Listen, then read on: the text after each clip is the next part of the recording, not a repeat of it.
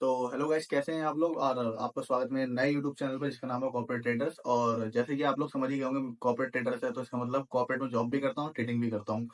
तो मैं काफी टाइम से ट्रेडिंग कर रहा हूँ और अब मेरे को 4-5 साल हो गए हैं करते करते, प्रॉफिट लॉस करते हुए। अब मैं कंस्टेंटली प्रॉफिट में आ चुका हूँ। तो मेरे साथ से और भी भाई बंद होंगे जो नौकरी भी कर रहे हैं, बट वो सोचते हैं यार कहीं यार कुछ तो हल्का फुल्का होता रहे, बट नहीं होता किसी का भी। क्यों? क्योंकि सब कॉल टिप्स लेते हैं। किसी ने टिप दी, टिप ले ली, कुछ टाइम तक प्रॉफिट हुआ तो कर लिया, उसके बाद लॉस हुआ, बंद कर दिया।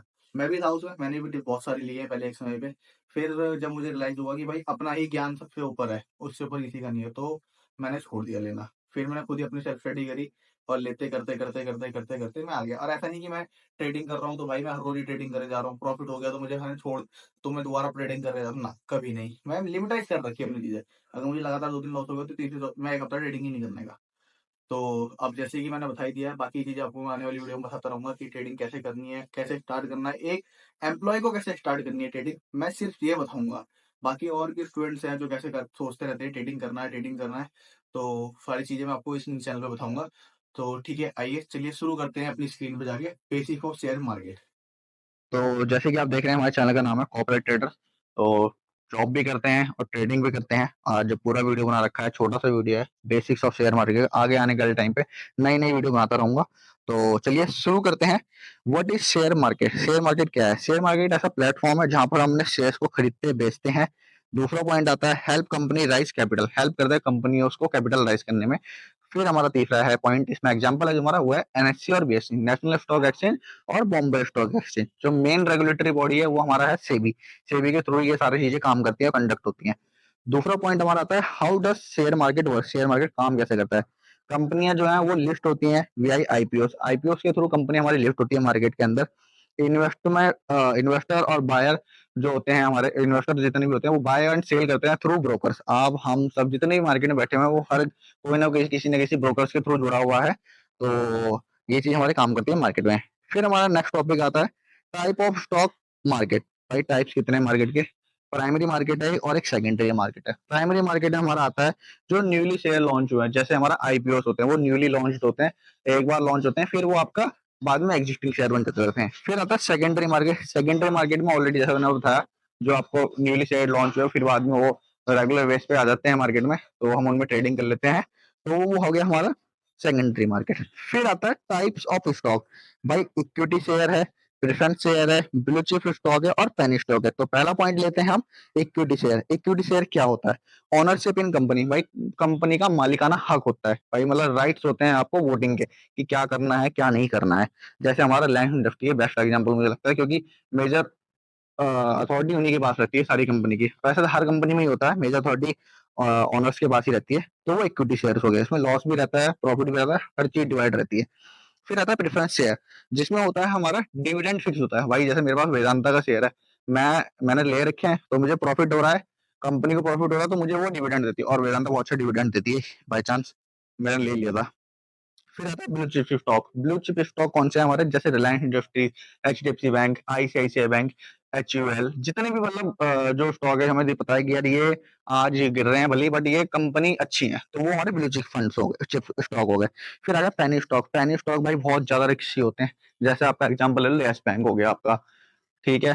तो आपने ले तो लिया, बट आपने बाय कर लिया, अब आप उसको बेचना चाहते हैं, वो बेच ही नहीं रहा क्योंकि उसमें लिक्विडिटी कम होती है। ये हमारे पेनी स्टॉक हो गए। फिर आता है हमारा next point, how to invest. Invest कैसे करें? Open a demat account. भाई डीमेट अकाउंट सबके लिए जरूरी है।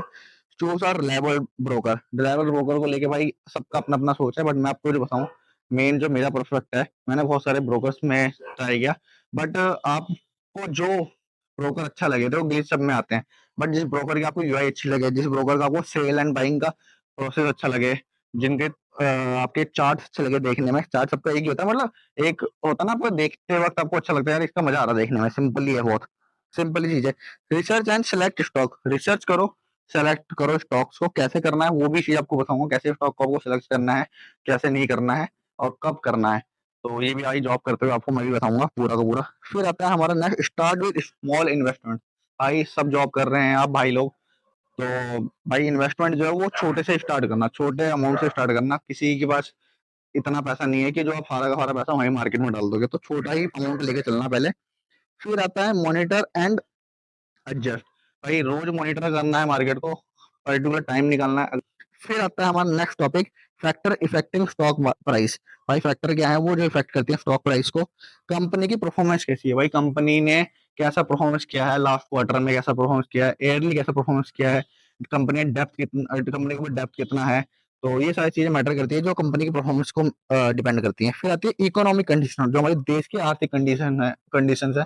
जैसे कि भाई जीडीपी क्या चल रहा है हमारे देश का, आपका इन्फ्लेशन क्या चल रहा है, महंगाई बढ़ी कि नहीं बढ़ी।